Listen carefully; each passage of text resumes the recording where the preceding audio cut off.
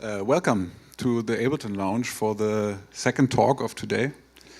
I'm Olaf, I'm working for Ableton, and I'm very happy to welcome two very close friends of our company who have highly influenced the way we listen to music, and obviously also speaking from Ableton, who have highly influenced the development of our products.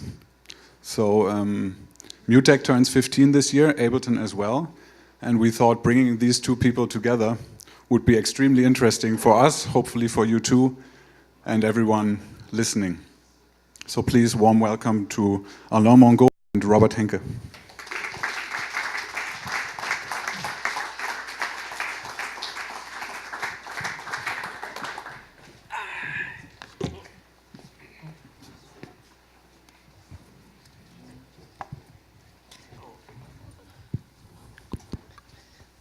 So we'll pretend we're in our home here. Right, can we? No, okay. So it's a pleasure to host you to Mutech for our 15th anniversary. We go back quite a while, actually. We go pre-Mutech.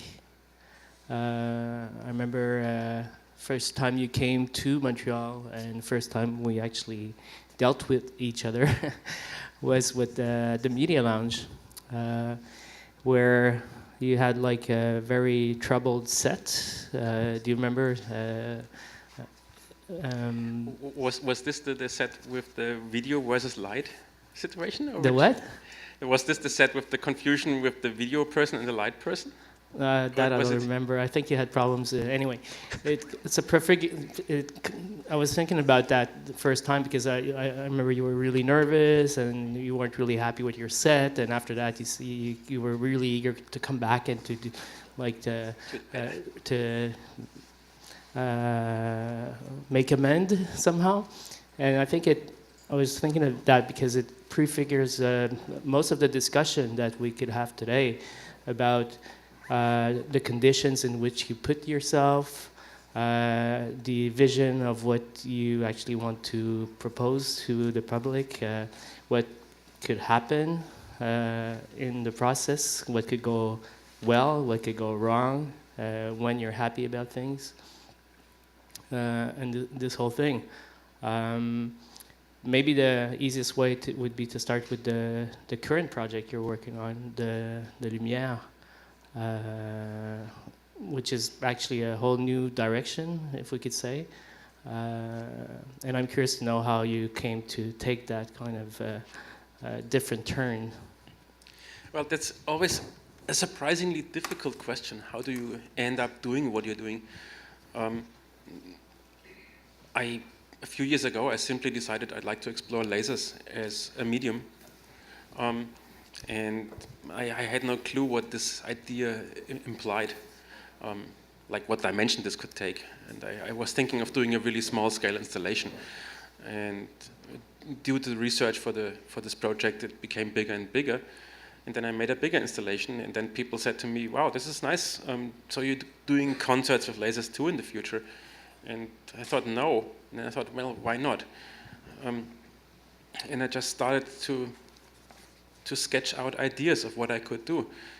And I quite underestimated the aesthetical and conceptual difficulties that would apply to me, and that would apply to this project. And so what it turned out is it's much more a research project, an ongoing fight for finding something new than a finished work which I present. And well, in a way, this is something which is very inherent to my work. I like to try things out which move things forward. One of my questions at some point when I saw you take that direction was like, are you moving into that direction because you're bored of music? I'm not bored with music. Maybe this is the wrong notion, and thankfully not so. I just did a lot of music without any visual counterpoint. the last month, which is just stuff which is sitting there and waits to be finished. But one extremely important difference I feel in the field of working with laser is when I started making electronic music, discovering new instruments was such an essential part of the excitement. A new keyboard came out which could do things which you couldn't do before, and the constant development of the tools and the constant development of the language you could speak with those tools was an ongoing source of inspiration. So much electronic music was directly inspired by new instruments. A new sound was available and everyone did use it, and it helps inspiration if you have guidelines. And nowadays I feel there's such an abundance of tools that the biggest decision is always the decision about what not to use. Which software do I not install on my computer? Which plugin do I not open? This is far more important than anything else. And in a way, working with lasers is a very refreshing difference to this. It's a very limited medium. Despite the fact that you can create extremely bright beams of light, if you want to draw with this, you have two moving mirrors. And you can control these two moving mirrors with control signals. But that's a mechanical process, and it's speed-wise really limited. So if you can draw, let's say, 16 squares on a screen, and they're not completely flickering and looking like bullshit, then you're really, really happy. And this means that those squares become important. And the reason why, as a result of this, I work with those squares in a different way. I try to explore every detail of the possible shape. I go really deep into details. And this is something which I always liked with my music, that I'm interested in going into the details. Yeah, I don't know, it strikes me that it's like maybe you're going back to what it was before you actually got your hands dirty and got involved in creating Live Ableton. My impression was always that you develop, or you help develop, actually, I'm not sure what part you've helped. Ongoing mystery. Yeah, the ongoing mystery. But my impression was always that you were probably frustrated with the state of what was available for you to do the music, and you decided, okay, I'm gonna get my hands dirty and design my own tool. And now you say there's a proliferation of tools, like maybe too many, and you like to be confronted to limitations, maybe. Mm-hmm. Yeah, absolutely. Yeah. Like new challenges and. I think the limitations are really powerful because the limitations constantly force me to rethink my priorities. So if I can only do 3 things at the same time, but there's 15 things to choose from, it enforces a very, very focused thinking. And I can get lost in detail. I love details, and I can get lost in fighting very small things forever. But if I have such a limited set of possibilities, it's easier for me to stay on top and making relevant decisions. Like with the current project, Lumiere, do you have an idea, or did you have an idea of where you wanted to go when you started? Because, I've witnessed your work process in other projects where I remember, I don't know if it was for which tour you were preparing, and you had everything was mapped out, and it was so clear where you were going. In this case, dealing with like a new tool, is it so clear, or? There is a surprising amount of complete unclearness, which is good. Maybe you remember when we talked briefly after the premiere, after the second show of Lumiere, and you expressed a slight, you noted that it didn't sound like me enough yet, and I think of course you were completely right, because it was too early within this project to really find my own language, and I just feel that during the course of the last few performances, I got closer to that point. And so the process comes from having an artistic idea, trying to solve some technical issues to make it happen, then playing with it, but on the level of someone who is playing piano for 2 weeks, and then practicing and practicing, and at some point being able to playing known literature, and then departing from there towards finding my own language. And this is exactly what happens with Lumière too. And I didn't anticipate this because I didn't even understand that what I built was an instrument. I thought I'm preparing a performance. And instead of, I did a step which is below that.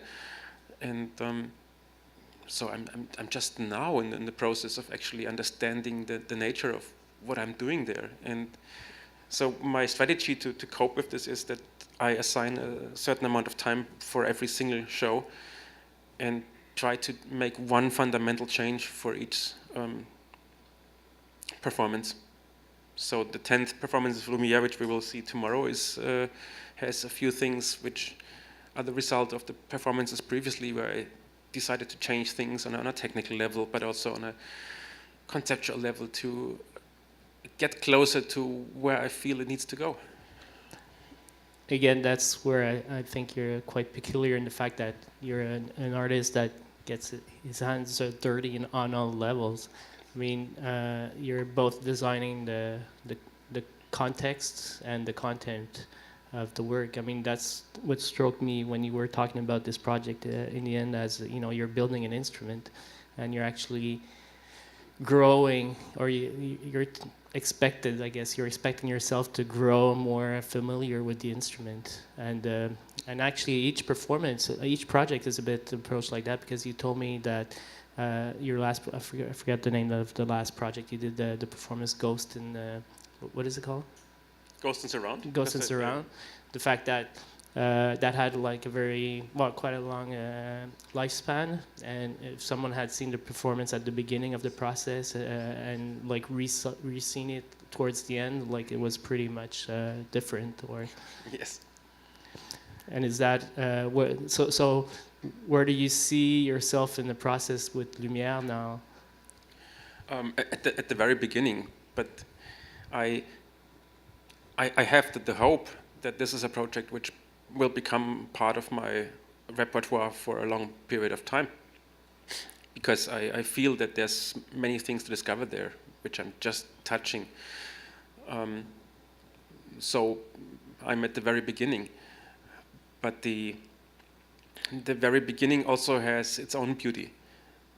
If I listen to the electronic club music or club-related music I did in the mid-90s, especially the stuff which is not released, recordings from concerts and things like this, despite all the things which I felt I need to refine, and despite all the technical shortcomings and whatsoever, there is a tremendous beauty in those early experiments, because they were so uninfluenced by knowledge, but also uninfluenced by a preconception of the audience. If there's not a 20-year back catalog of club music, and if your name isn't associated with a certain genre, subgenre, genre, you can do what you like.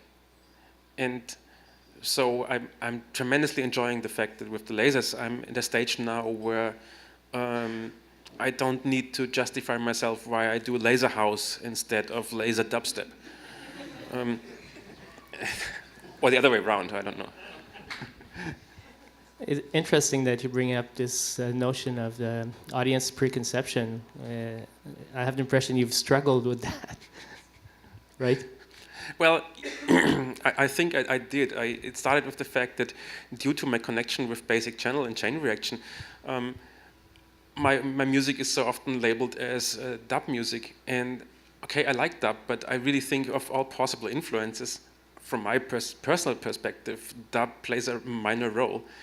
And when I did the second Monolake album, which was a departure from the chain reaction style, I got really angry reviews from people who said this is not Monolake anymore. And of course, after 20 years, I can smile at this and can say, well, actually, it was quite monolake. So it's part of my artistic life that I do things where people have different expectations, and I don't seem to fit in categories, but I guess that's how it is. Well, I mean, one of the major steps outside of the monolake category, I'd say, was the Atom project with the balloons and the motors and all that. I mean, that was definitely a step in a totally other direction. But interesting that you mentioned this, because that's a project I did with a friend of mine, Christopher Bauder, who basically does large-scale installation works for things like trade shows, car manufacturers and stuff. So he's creating kinetic designs for industrial partners. And he made a project with 64 helium balloons, which white LEDs in them, so you could create a 64 pixel matrix, but these balloons were on computer-controlled cable winches, so it was a three-dimensional matrix. Quite fancy in a way, but at the same time very simple. And the project just happened because Christopher saw the light matrix thing I did for Artificiel. And he thought, there's this guy who's making electronic music and who knows how to control lights with DMX. That's my man. And he invited me to have a look, and I thought, balloons, that sounds kind of cheesy. I went to his office, and then I noticed, okay, if he's talking about balloons, he's talking about that size of balloon and 64 on computer-controlled cable winches. That's basically how it happened, and the result of this performance is really also the result of a completely naive approach. I'm just trying to figure out what can we do with those balloons and lights and sound. Isn't there like a further evolution of that project or of that collaboration? Well, Christopher last year built a thing which is also under constant development on his side. That's a grid of LED tubes, triangles, which are suspended from ceiling on motors, and you can build gigantic structures floating in the ceiling and changing the color due to the individual LED lights in there. So with these triangles, you can create one big structure, which is maybe 4 times the size of this room, floating from 2 meters to 15 meters high above your head. Really impressive, really excessive work. And he presented this for the opening of something at Messe Basel, and he presented it at Fête des Lumières in Lyon this year in France. And he asked me to do the music and the control of the LEDs for this, and so I did. The funny thing is, this was also a project which, for me, is not even seen as something of significance. It was just, okay, Christopher needs sound and some visual patterns, and I have time, and it's fun to work with him, so I just do it. But it is something which could be developed further into a more conceptual, more serious piece. The only thing is, it's just really expensive to do it because of the rigging. All those things takes forever. So you have a crew of 20 people working for 4 days, and well, if you're Hyundai, you can finance it, but. What I'm noticing is actually when you started also involving visuals with Tarek in your shows, the Atom project and all that, and the current one, Lumière, is that in a way you're moving much more towards a spectacle, like moving away. I mean, that's why I was asking if you were bored with music, because I think, I mean, if there's one thing that you really achieved really well, and you personally, I think, like, recognized as one artist that's, you know, whose music is very emotional and had a very specific, strong narrative, even nearly cinematic in a way. And now you kind of, by moving into the spectacle, it's like a totally, maybe bringing everything to a next level. I don't know if that's a conscious move. Maybe not. maybe not as far as the narrative is concerned, but what was always a concern for me when I was making music was space. Space as an architectural space, but space also as a social space. The great experience of being part of the developing technoculture in Berlin was always a culture of spaces, of reappropriating spaces, of defining what you can do with a space. And if you're building a club in a empty factory, well, part of this whole game is to think, where do I put the speakers? And for me, the interesting is one interesting aspect of electronic music is that it relies on speakers, and that we have something where we can play with where to put those speakers and where do I put myself as a performer, and what is the connection between the physical space, the social space, and the sonic space. I found this always totally fascinating, and in this regard, my decision to not perform on stage anymore, but go to a place where I can actually really listen to what's going on, and where I'm also closer to the audience, which at the beginning of electronic club culture was the normal thing. The DJ was not 5 meters high, it was on the ground level with the people. These are all things which I found important and which shaped my idea of how to present music. I don't think that spectacle is what I personally aiming for. But if what I do is occupying large spaces because I like to do that, then of course it always has a character of something spectacular. It's just in the nature of it. And but foremost, my interest is really exploring spaces, and also exploring how people interact with a space. How do they come in? What do they experience all around it? And I guess to draw a line to MUTEC, a part of what makes MUTEC for me a special festival is the social space. There's festivals where you come in as an artist and you are in the hotel and then you are at the sound check and then you do your show and then you go back to the hotel and then you fly home.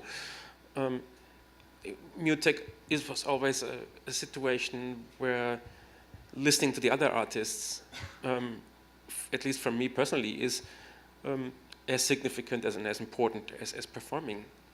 And I don't know how this is connected to Lumiere and spectacle, but it's important. Yeah, well, in the small exchange we had in preparing this, there was a little idea about reflecting on the last 15 years and if we are where we think we should be, if we're happy with the evolution of things. How do you feel about it? I mean, I'd be curious to know. I mean, you're always on the road still, you're performing in different. And I'm curious to know what's your take on the evolution of the scene in general. I mean, it's a very general question, but do you find that you're being invited to like the type of context that you're looking for more than you used to, or what's your take on that? Oh, that's a very difficult question to find an answer which doesn't take 5 hours. On a very basic level, yes, I'm super happy. I play in contexts where I feel I fit in and where the conditions are right. And that's indeed something which is very, very important for me. It's long ago that I played last at the context where I really felt I was completely out of place. That happened much earlier in the 90s, when sometimes I was invited because I was associated with a certain label and they thought I'm gonna bring the dub house, and then I didn't, and then there was frustration on all sides.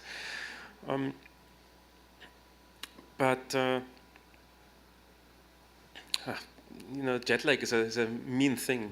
My brain is half working. What was the question again? The evolution of context in the last 15 years. I mean. Oh yeah. I would say in general, it feels that the the idea of what you can do within the electronic music world became, yes, more standardized and more labeled towards genres and subgenres, but at the same time there's also much more openness for new forms, and it's much easier to reach a larger audience with something that is a little bit more adventurous, and I see this, it's very positive, this development. Also, I feel that again, that Mutech did a great job over the past 15 years to navigate between expectations and doing things which are not expected and trying to figure out how far to go. That must be probably a difficult decision for a festival too, to decide how do you balance? Well, one of the things, I mean, I think the history of Mutech and the history of Ableton is kind of closely linked. I mean, it's not only that, but there's definitely a trajectory that crosses in many times. I mean, the festival, we see the festival as being showcased to track mutations of, let's say, music, but the music being electronic music is music that's also composed in relation to the technological developments. And for instance, I think we were in Montreal the first ones to showcase laptop concerts, which was, I remember the first year, there was a wow factor to that, which didn't last very long because there was not much that an artist could do with a laptop on stage back then.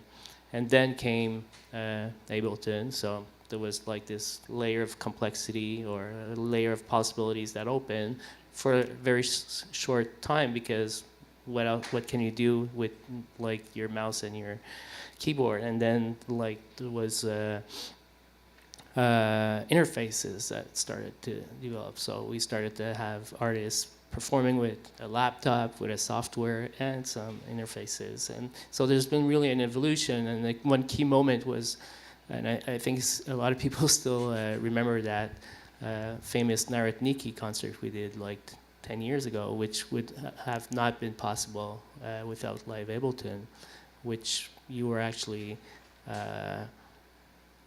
you did a bit what you did. Yes, I just noticed too. Well, the funny thing is, I think I either was just in the audience during soundcheck for some reason, or I was also playing at the same night. What happened is, so there was this bunch of people with their laptop running live under the moniker of Narodniki, organized by Ricardo and Zip, yes. And at some point, I think even Zip came to me and said, "Hey, Robert, we have a sync problem. You know this software, right? Can you help us?" And I just suggested I forget about syncing. Type in 128 BPM on all machines, and it will be fine. And so they tried this after we trying to come up with strange ideas of having lots of hardware to synchronize stuff, which all didn't work. And then it just happened that I was there during the rest of the sound check, and at some point I felt there's definitely a need for someone doing a bit of a correction on the mixer, because it's a bit messy with all you guys jamming at the same time. And I just couldn't resist going to the mixer and trying to get a bit of a sense out of the chaos. And I had a lot of fun there, and obviously the others too. And so I ended up becoming the person on the mixer. And I remember that this was really one of the moments where magic happened, which you couldn't explain before. Because for some reason, everyone was so disciplined, of all the invited artists, that really something completely new came out of known material from 8 known artists in a spontaneous, maybe it was 8, I think it was 8, something around this. Something which, if you try to repeat this, is very unlikely to happen. But this night, it was just perfect. And I was standing behind the mixer occasionally thinking, okay, bass drum could be louder. Who is playing the snare now? Could be Ah, it's Mark. Okay, make it louder. Things like this, and it was just one of those moments which can only happen on stage in a specific point in time, and that was really remarkable. So going back to, I mean, again, I was saying how, like, in a way, the software was quite key to this happening, Yeah. and the fact that I've always perceived that there was a lot of you into the development of the software. I mean, I'm not sure when you let go or if you've let go with the software at all. You mean with this software? Yeah. Well, officially I'm out since a few years, but unofficially I'm exchanging secret emails with the CEO and other people at the company constantly. But what I'm curious to know is, like, how do you feel about the fact that, you know, you've put a lot of your I wouldn't say your frustrations into, like, the tools that you didn't find, and so you created your own tool, and you've induced a lot of your own soul into this software. And how is it to see it evolve to where it is now, for instance? For me, this question was actually much more relevant maybe with version 4 or 5, because this was the point where it really started to take off, and where suddenly everyone was using it. And I had this moment where I was working on a few of the effects of live. I think it was for the specification of the vocoder, no, it was later. Anyway, so I was working on some effects, and I made some test presets for them, and I felt those effects and those presets are so much actually my music, and so much of what makes my music, and now I give it away just to everyone before I even make a record with it. And I had a strange feeling of I'm giving away the recipe for my own music without doing the music by myself. That was an odd feeling. But then I noticed that people using the software in a very different way than how I would use it. And therefore, my notion of people take my ideas with the software home, which I find strange, they use my ideas to do something which I could never do. And this was quite stunning to understand that. And on a larger level, I don't know what my relationship with the software is anymore, because I use it pretty much every day, and I couldn't imagine, like, the classical question, what would happen, you know, if you ask me what I would take on the island, then it's probably like a laptop with Live, because I couldn't imagine it not being there anymore. So it became an extension of yourself, in a way. It became an extension, absolutely, at least an extension to my musical self. And it became so much normal for me that it's there, that I only notice changes. And of course, I only notice the things where I don't like what it does, and where I feel we need to change it, and there's discussions about what to do in which order, and how to prioritize things. And so a good way to drive you mad would be to induce a virus into your software. Well, without you noticing. I think I would notice very soon that something is wrong. That was just a joke. Not a question. Joke. Okay. It was unfair. No. We could turn this into a comedy show.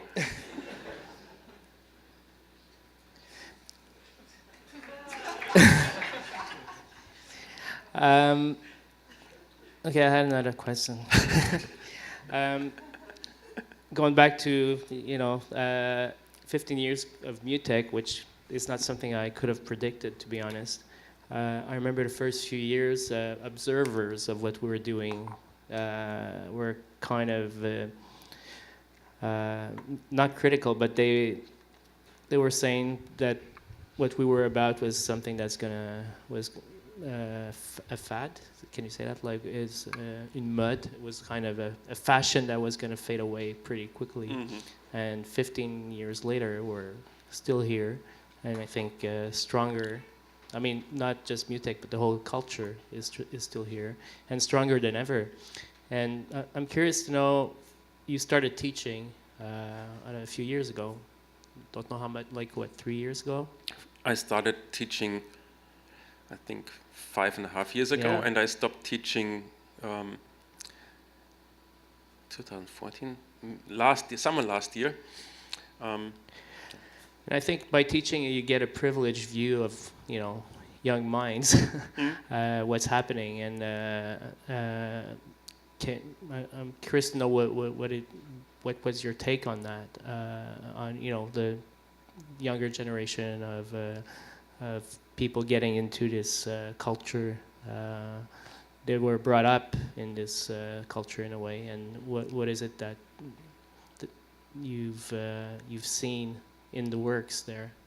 Well, I was teaching at the University of Arts in Berlin, at a department called Sound Studies, and which is a kind of interdisciplinary, multidisciplinary postgraduate program, a master's program. So, whilst being there, I didn't have really so much access to so many really young people. But one thing I do notice is that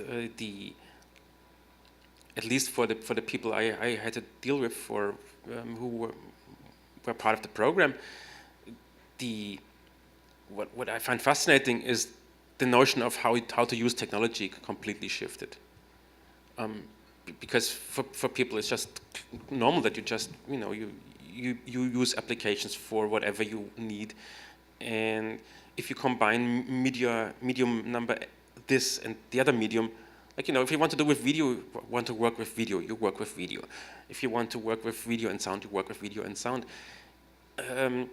If you want to introduce a guitar part in your techno track, you just do it. So I feel that for the generation of people who are just starting to explore what they can do with electronic music, it's something which is very, very much opener than it was before. It was very open at the beginning when no one knew what to do. Then I felt came this phase where it narrowed down, because there was the kind of a consolidation phase where it became clear how to construct a working club track, where it became clear how a proper drone record has to sound like, and all these things. And now it's opening up again. So maybe as a global development of the genre, and therefore also in development of the festival, it's coming from very young, very, very raw, very experimental in a way, to becoming a kind of a standardized thing, where you deliver expectations, where it's clear, okay, there's this Mutech who's doing this, there's Sonar doing that, and there's the other festival, to a situation now which is related to this, also to this new generation of people coming up doing stuff, where it's possible to program at the same night a more experimental act and a dance music act on the same stage, because it's not a contradiction anymore. And I feel that this is what happens these days. Would you say it's something that is global, or it's more like a Berlin factor? I would even go the other way around and say it's more global than Berlin. Because in a way, Berlin, as the official center of international nightlife, has to deliver a format. People go to a specific club to expect a specific formula. It's kind of a funny thing that electronic club music culture now became this part of mainstream tourist culture, and therefore people go to places where they expect exactly to happen what they booked for. They booked the EasyJet flight with the techno night, and then you can't play house, or the other way around. But I noticed that especially in scenes which are smaller, there's a lot of exchange between people coming from different ideas. So classical small towns with universities where there's 20 people who are interested in media art, that's the places where the most experimental stuff happens. Because there's so much, first of all, the relevance within the group of people is low. You don't have to cater to a larger club audience because it's not there anyway. You just cater to your friends and to a few freaks outside on the World Wide Web. And this allows to do much more diverse and interesting things as if you're connected to an already established scene where there's expectations. I think fighting against expectations is the key. That's why, for instance, I'm so much admiring Shackleton's music, and that's why I so much enjoy mixing it, like yesterday, because he makes people dance to stuff which is undanceable. I mean, of course not. It's of course highly danceable, but I was standing there behind the mixing desk, and I thought, I was listening to the beat, and I thought, okay, I knew what to anticipate, and I knew that he's doing this complex polyrhythmical stuff, and I thought, this is so amazing that this can happen now at this time of the night in a club situation, and that actually people are enjoying it. We came quite far with electronic music that we can do this, and that there's an audience for that, and that makes me happy. Great. I mean, I'm tempted, but I'm not sure I should ask that question. But like, who else? I mean, Shackleton, of course. We love Shackleton. We've brought him a few times. Who else do you recognize doing that kind of work at the moment, at that level? But you don't necessarily have to answer that question. Oh no, I mean, usually I'm a bit reluctant in talking about colleagues because it's always a bit strange, you know. I also don't like those which 10 records did you listen to the last week thing, because I always feel if I really tell what I'm listening to, then everyone thinks I'm completely nuts. Because very often the answer is none. I had no time, I was programming. But I went to a few classical music concerts, or something really strange. But if I think back about past, for instance, again, Mutec concerts, which I found remarkable, was, I think it was 2 years ago, Keith Whitman at the Sat Dome played one of his very improvised modular synthesis sets, and he just had a very limited set of modules, and he created such an interesting structured sonic mayhem in 4 channels that I really thought, okay, I experienced something that you couldn't do with any other setup of instrumentation, which is just completely impossible for anyone to perform like this, than how Keith did it. It was such a level of personalness, of uniqueness, of also mastery of the tool, which just happened at this moment, which I found is, to me, very much the essence of how I want to perceive electronic music, how I want it to be presented to me, as a surprise, as a challenge, as something which happens in the now and which really makes me feel alive in this moment.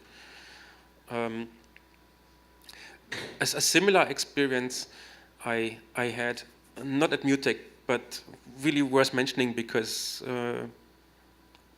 it's reverberating still, is a specific Mika Vainio set, which he played in Berlin in front of a really small audience, like twice as many people as in here now.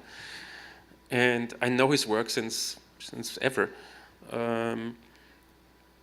But this specific set was somehow, for some magic which sometimes happened, just did transcend into even more quality than I was anticipating. He played things which, again, seemed to be simple. Slow, low frequency sine waves, slowly modulated with some noise, and then a high frequency sine wave on top.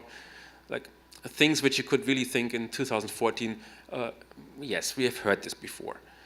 But what happened was that for some reason, some sonic beauty came out of this and some structural richness and clarity at the same time, that everyone in the audience was completely silent. There was such an enormous attention to the music. And when the concert was ending, there was also silence because people took a while till they understood that it was really over. These are the things which amaze me most when I experience that something is on one side very clear, a limited palette or a limited equipment, and suddenly something emerges which points way beyond of the actual matter, of the actual structure of the medium, where something is there which is outside of all that.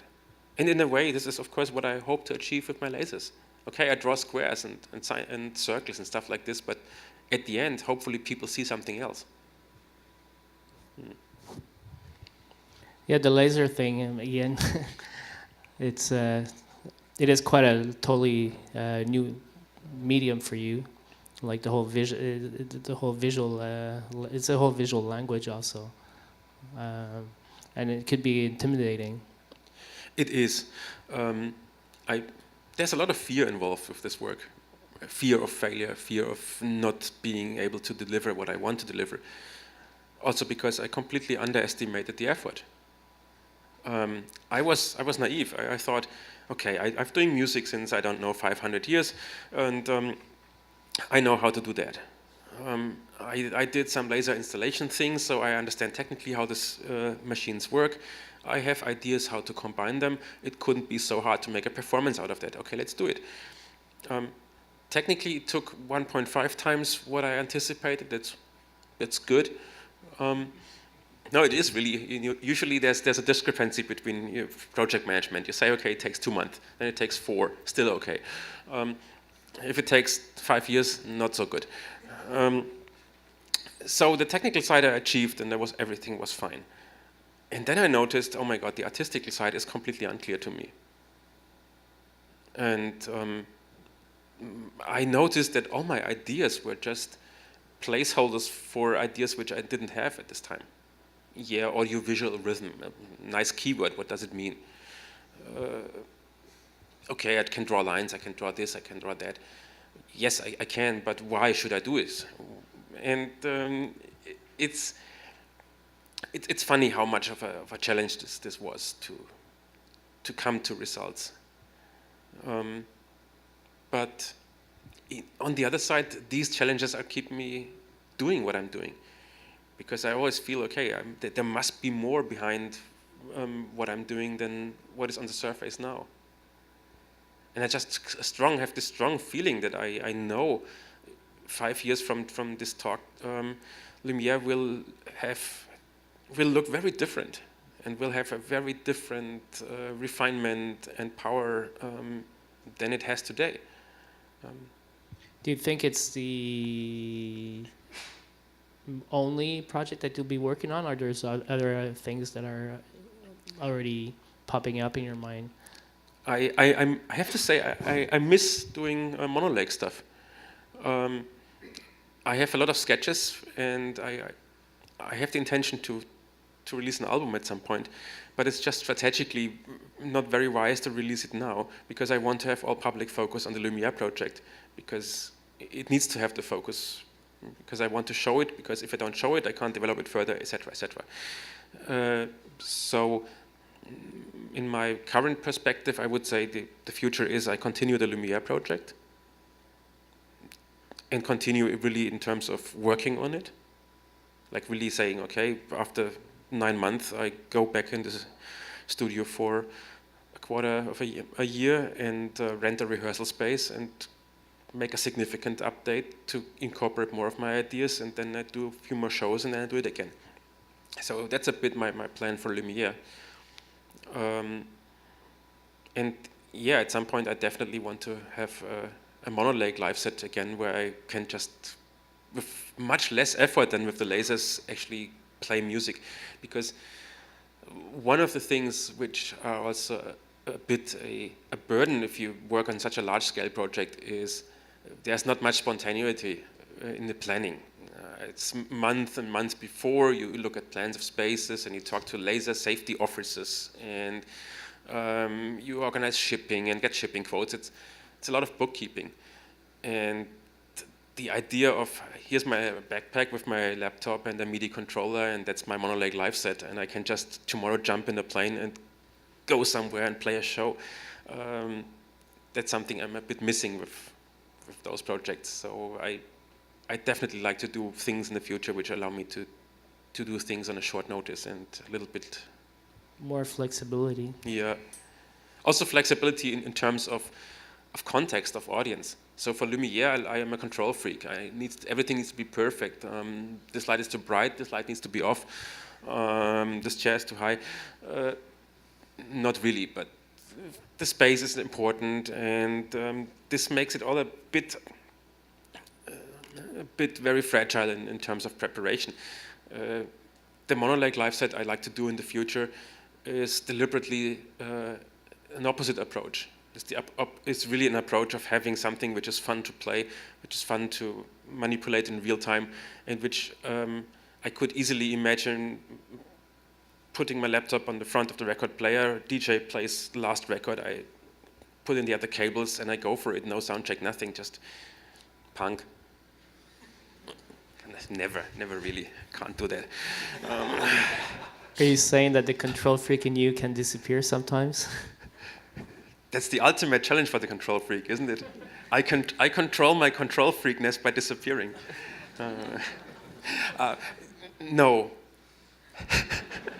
I can't. Even if I really try to, I can't. But I can put myself in situations where I'm forced to give up control, and then it makes sense again. Yeah, because I do think part of your signature is to control like the multiple elements of the environment, as you said. Most of the experiences that you propose are about controlling those different dimensions. I mean, I'm quite amazed at the fact that, you know, I have to admit that when you took over the sound yesterday, it made a difference. It's just like you had a vision of what had to be made for Shackleton's set. Well, I have to say, it makes me in a very childlike way super proud that it worked out so well. Because I wasn't there during soundcheck, and I just know Sam's music very well. And I have a very clear idea how it's supposed to sound. And since a huge part of my artistic being is running back from stage to the center of the room to get an idea how it sounds there. At least this was my workout practice when I was still performing more on stages. 50 times during soundcheck, running from there, running back there, running to the front of the house mixer, running in the middle, running back on stage. So I'm capable of getting an idea if it sounds here, if it sounds strange here, and it sounds strange in a different way there. How do I need to EQ things here to make it sound less strange there? And with the position of the mixing desk at the Salle 2 at the MAC, very high up, very far away from this stage, it was an additional challenge.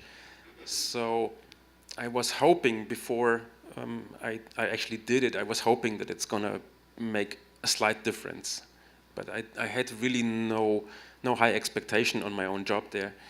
And when at some point I walked back down to the middle of the dance floor during the show and just had a quick check and ran back up and ran back down again, I noticed that indeed it made a difference, and that part of the ideas I had, how the sound needs to change, like less high frequencies, more low mid-range. But be careful with low mid-range, because with Sam there's something in low mid-range which you don't want to boost. So I kind of was, with the EQ on the mixing desk, I was writing Sam's set, and it was really fun because I felt like in a funny way a co-author,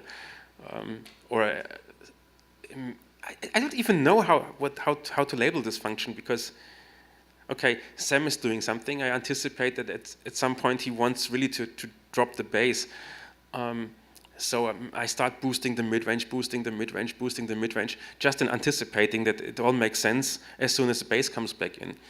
And so I did something which, as a normal sound guy, you would never do, because normally an artist would come to you afterwards and say, what the fuck did you do with my sound? You're supposed to adjust it and not to freak out here. Yeah? thanks for putting the chorus everywhere. That's not what's happening usually, but I know that Sam trusts me enough that I can do these things. And I think the mutual joy everyone experienced there showed that it was right. Yeah, it was like a sculpture that you were making in addition to his music. Oh. Can I put this quote on him?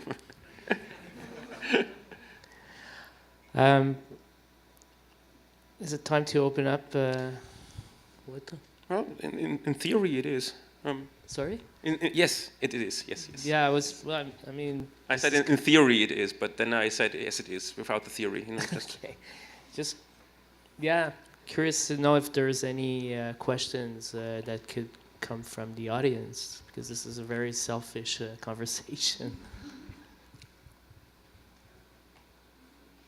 If no one asks the question, we do the school thing, we say, no, wouldn't.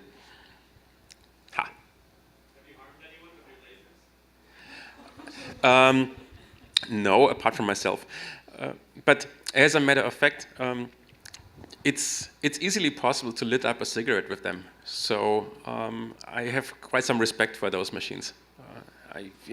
Because, the idea that instead of lighting up a cigarette, this happens to the eyeball is something which I find not very pleasing as someone who is enjoying taking pictures. And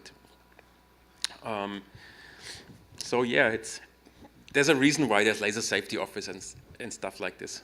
And there had been accidents too, not with me, not with those lasers, but in general. People losing eyesight with badly adjusted laser shows. That's happening. And actually, regulations are different in different countries, right? Regulations are, as pretty much everything you can imagine, are first of all different in different countries, and second of all have different degrees of flexibility. So you can come to countries where the regulations are super tight, and then the actual laser safety officer, the person who has to put a stamp on the paper and say, yes, we can do it here, says, yeah, that's the theory, but really, you can go 2 meters further down. And you think, wow, really? Possible? And then you go to a country where the regulations are less strict on the paper, and then you meet someone who is using the measuring tape and says it's 2 millimeters too low. And then you start rigging the thing again.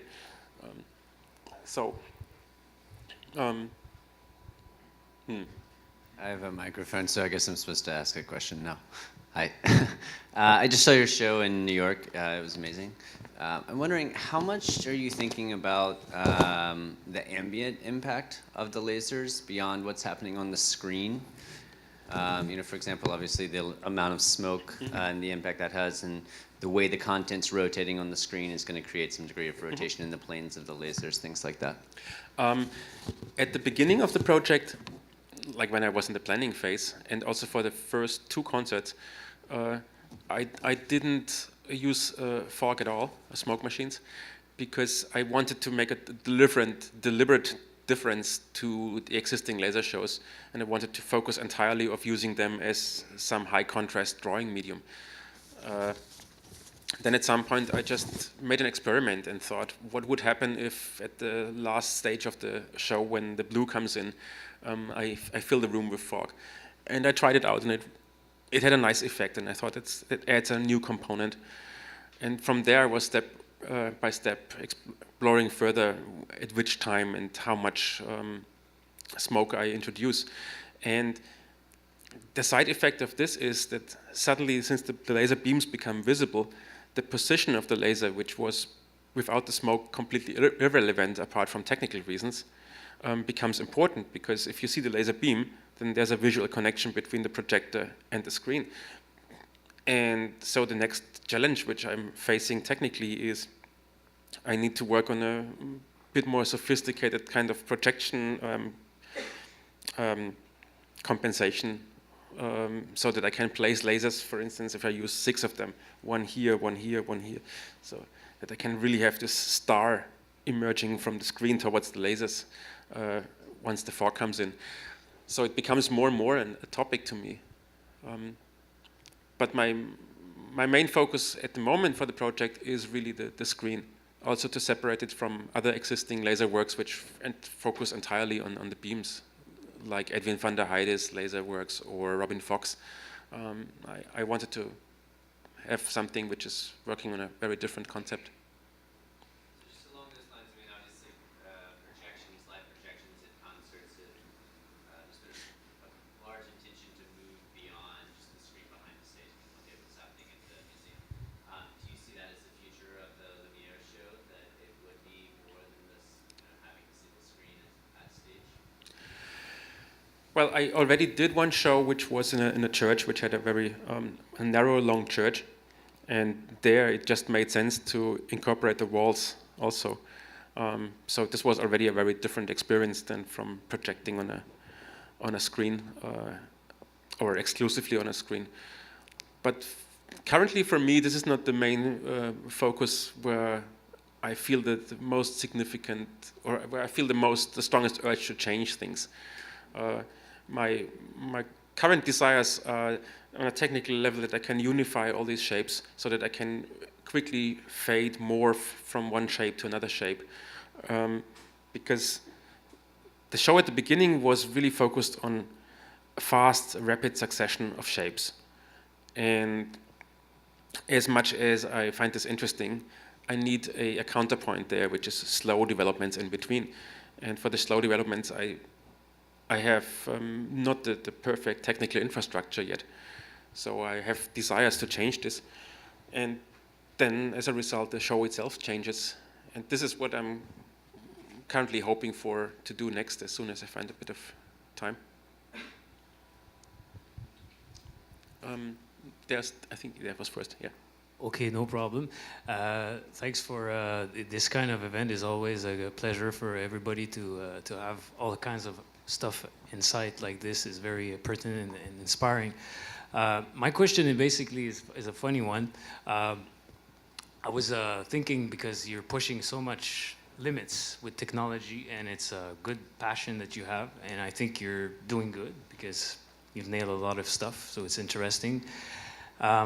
My question is, like, you must attract some very strange cat about the stuff you do, because when you cope with the highest technology level, basically you can be getting visitors like military people or stuff like that, I don't think they are interested in what I'm doing. Okay, but maybe you don't know. Maybe you have chips all over you and you don't know yet. It could be, but basically, Yeah. do you think if it would happen, would you be willing to collaborate? Because I remember you said that when Ableton, you worked with Ableton 5 years ago, you stopped, and now you say you still have some discussion going, which is interesting to know.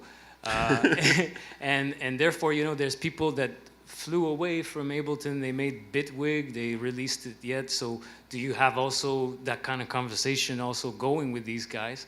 And ultimately... Bitwig? Yeah, Bitwig. Never heard about them. Okay, cool. Okay. No. No, I'm not communicating with them, and Okay. because I'm way too much hurt on a personal level about how those people left the company. That's no idea for me to communicate with them. Communicating with the military, well, I'm a completely pacifist-minded person, so the last thing I have in mind is writing tunes for Guantanamo Bay. No. Well, that pretty much answered my question. Thanks a lot. That's good. Yeah, there was a question here. So, I've been thinking about the next level of music composition and sort of macro expression, where you're able to control every aspect of visual, sound. You're talking about controllerism and the sort of ramp of expression. I guess, where do you think that's kind of going next? And I was thinking about, Ableton last edition sort of introduced this beat and sort of harmonic detection that could kind of extract, go further with whatever you're playing around with. And I'm kind of wondering where that trajectory is. And I don't know if On a software development side or on an artistic development side? Well, I wonder on all sides, but I'm like, I've heard a few discussions about like people wanting to be able to create that full environment and having all like just really refining the expression through those things, and I just want to know where the next step is. I'm curious. I don't know. If I would know, I would probably use it already for myself in one way or the other. It's a question which is really hard to answer. Maybe also because it's a very individualistic question. What is the next step of access to music, to your art for oneself? I guess I just imagine you are more at the nexus of where that expression discussion is being sort of taking place, or maybe I'm projecting that on you a little bit. But well, of course, there's discussions. Of course, there's this email exchanges and having good Bavarian Schnitzel exchanges about ideas. But I wouldn't talk about those ideas. And on a on an artistic level or on a level of developing things for myself, I believe I'm a very conservative person. That's a funny thing I noticed at some point. I tried touchscreen interface, and the interfaces I like most are physical faders because I operate them since I can think. Maybe not really, but since a long time. And the fact that there's something which is so known, so tactile, helps me to come to new results. So by deliberately using an old known technology, it's much easier for me to come up with something that feels new than by spending all my energy with new tools, which are in a lot of ways superior. Great, the touchscreen surface, which I can see the labels and everything, is great. But the problem is I have to look at the labels to see them. Live performance, where you stare constantly at a screen, touching buttons which you need to look at to touch, is annoying. So there the next step will be to have interfaces which have the flexibility of something like this, but behave differently.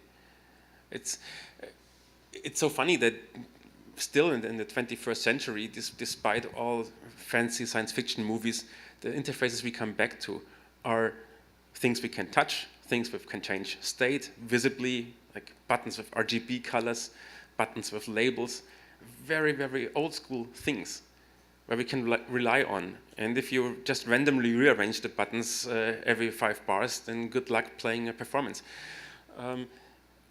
So I believe the evolutions in art and the evolutions in music and the evolutions in technology are always, if they're successful, they're very slow steps where just the sum of all these slow steps together creates something new. So I don't expect some radical, amazing change to happen. I just expect next generation of whatsoever to make a few concepts better.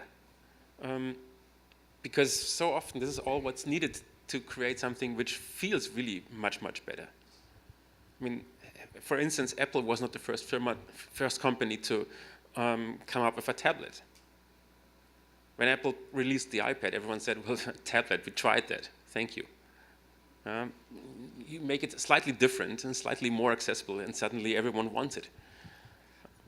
Just one tag to that is my curiosity about direction. I've been playing piano more recently after the obsession with technology, and like what the level of expression from simple like light touches or like the sustain pedal, and like that sort of has more finesse, and I'm like those finesses are kind of where I would like to see the music going. Absolutely. The only question is, or would be for me, or actually is indeed, what is finesse for electronic music? What is where do I really need a very fine-grained access, like the sustain pedal example, or the speciality of a grand piano, where every stereo speaker is, even if it's the most expensive one, is just nothing against it. where do you need all this refinement, and where is actually a value that is not refined? In a way, that's the funny contradiction in perception of electronic music. That music teacher who says a drum computer is not a musical instrument because it's so rigid. And you think, actually, yes, it's rigid. It's great. So it depends on the perspective. Or this is not music because it just repeats this one bar with the C minor chord. Yes, but have you listened to this for 5 minutes at 110 dB in a big club? You will be surprised what it does to you. And as far as expression is concerned with new tools, I think you first have to learn what could be a new expression actually be. What do you like to control? And this is something which is in a way very technology driven, because one thing I just noticed recently again was how sample accurate our perception of rhythm is meanwhile. 20 years ago, basically making rhythm apart from having a drum computer was using MIDI with 1 millisecond latency for every note. Everything you did with MIDI sequences and keywords was by nowadays standards really, really sluggish. If it was perceived nicely, it was a human touch, which it wasn't. It was a soft hardware limited, bandwidth limited touch. Nowadays, we are so used to sample accurate editing that this becomes part of our aim for when we make music. We clearly hear the difference if something is edited really precise and if something is a few milliseconds off. And suddenly this becomes an important factor which we like to control and which we might use in our music. Or the fact that we can create snippets of samples which are extremely short and where we developed a sense of how to perceive those very short snippets of sound and how to incorporate them, or our sensibility towards the artifacts of autotune, etc., etc. So the technology creates new sensibilities, and the new sensibilities feed a new demand of controlling them. This is very fascinating. The more you go into details, the more you might develop the urge to master this detail with appropriate tools for it. Maybe time for last question. So I think I read that you said one day you would write a book on venue design. And I was wondering if you thought that the venues currently available to electronic musicians, are you happy with them? If not, how do you see venues evolving in the future? Well, there's so many different venues that there's no general answer to if I'm happy with the venues for electronic music. As someone living in the electronic music paradise of Berlin, there's no shortage in exciting venues. In other parts of the world, it's obviously much more a challenge. I think pretty much every venue can become a good venue for electronic music or for a lot of other things if you feel that everyone who is there is into it and is trying their best to make it a good place. What I found most difficult when I actually go to a concert or when I go to an installation or if I do a concert is if I feel there are things which are out of context, things which actually distract me from letting go. So what I mean with this is you go in a cinema and it's just the projection screen and the seats and the sound system and it's dark. It's very focused. The entire idea is you watch a movie. And, sorry.